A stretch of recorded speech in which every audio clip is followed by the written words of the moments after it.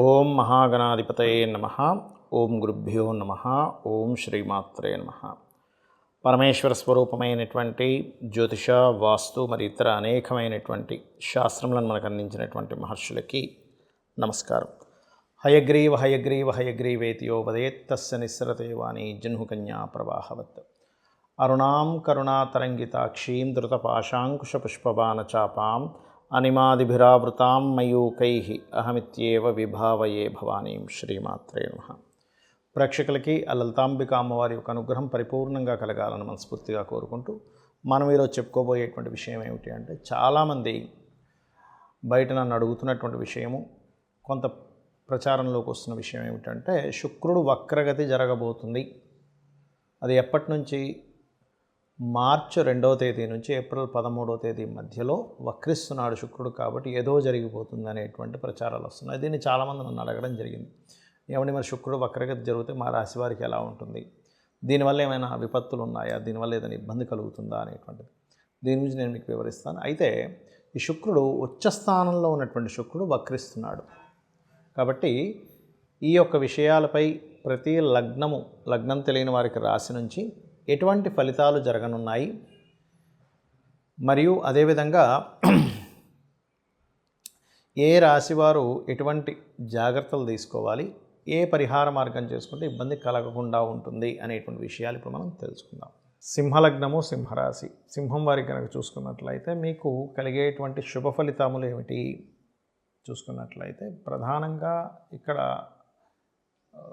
వ్యాపారాల్లో కలిసి రావడం అనేటువంటిది ఇస్తాడు. ఇక్కడ శుక్రుడు ఎప్పుడైతే అష్టమంలో ఉన్నటువంటి శుక్రుడు సప్తమంలోకి ఎంటర్ అవుతున్నప్పుడు, అదేవిధంగా మీకు తెలిసినటువంటి వారిలో ప్రధానంగా మీకు తెలిసిన చుట్టాలు అవ్వచ్చు, లేనట్లయితే మీరు జాబ్ చేస్తున్నటువంటి ప్రదేశంలో ఎవరైనా ఇష్టపడిన వారిని వివాహం చేసుకోవడానికి, మరియు రుణాలు లభించడానికి, రుణం ద్వారా లాభం పొందడానికి, అంటే ఒక్కోసారి చూడ మనం ఎప్పటి నుంచో లోన్స్ కోసం ట్రై చేస్తూ ఉంటాం.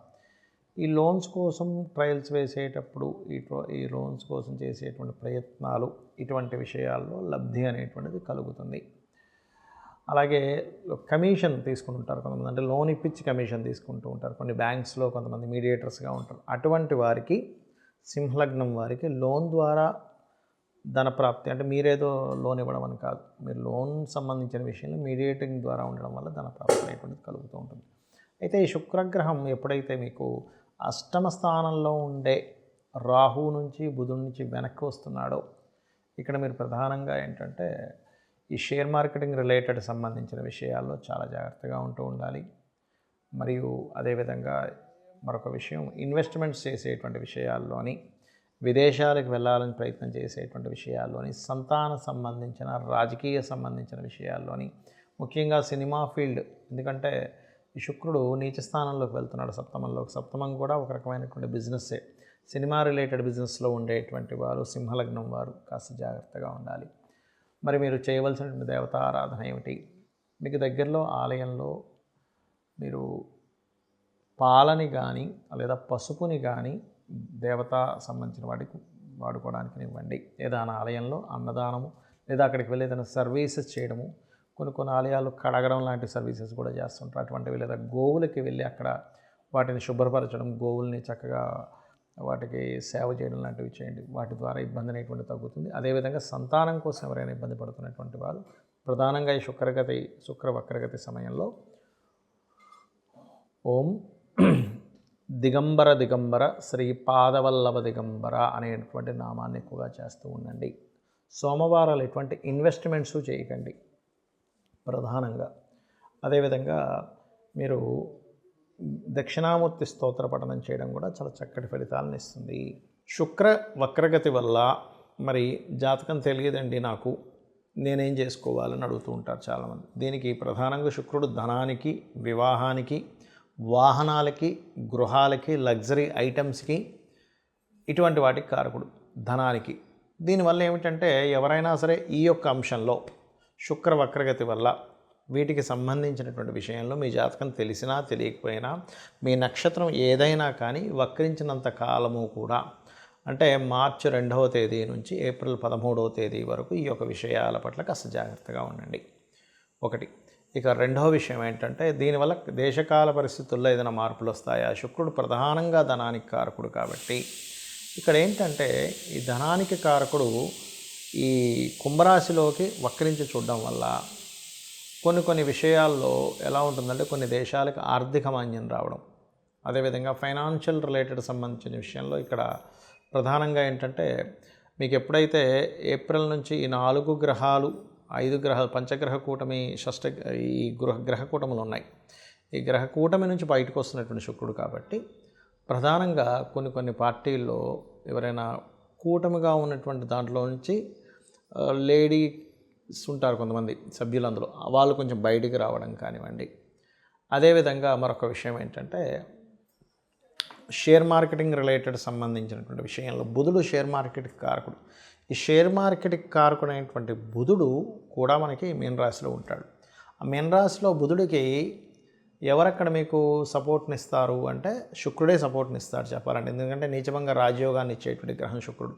కాబట్టి ఎప్పుడైతే ఈ 2 మార్చి నుంచి ఏప్రిల్ 13 మధ్యలో సడన్గా ఒక్కోసారి చూడండి షేర్ మార్కెట్ విషయంలో డౌన్ఫాల్ అయిందండి అంటూ ఉంటారు, అలా సడన్గా తగ్గడం కానివ్వండి. అదేవిధంగా మరొక విషయం ఏంటంటే ఇక్కడ ఈ శుక్రగ్రహం వల్ల కొన్ని లగ్జరీ ఐటమ్స్ ఇట్లాంటివి ఉంటాయి. లగ్జరీ రిలేటెడ్ సంబంధించినటువంటి ఐటమ్స్ విషయంలో కొంతమంది చూడండి బిట్ కాయిన్స్ అని రకరకాలవి పెడుతూ ఉంటారు. అటువంటివి ఏవైనా ఇన్వెస్ట్మెంట్స్ చేసేటప్పుడు కాస్త చూసుకొని చేయండి. వక్రించినప్పుడు ప్రతి గ్రహము కూడా ఇక్కడ వక్రించడు. కొన్ని శుక్రుడు, బుధుడు, రవి వక్రించదండి, శని, గురువు, అదేవిధంగా కుజుడు వక్రిస్తాడు. ఈ వక్రగమనం అంటే నిజంగానే వెనక్కి తిరగడం కాదు, ఈ యొక్క సర్కిల్లో మనకి వెనక్కి వెళ్ళినట్టుగా ఆ యొక్క ప్రభావం పడుతూ ఉంటుంది, అంతేగా నిజంగా వెనక్కి ఏం రావు.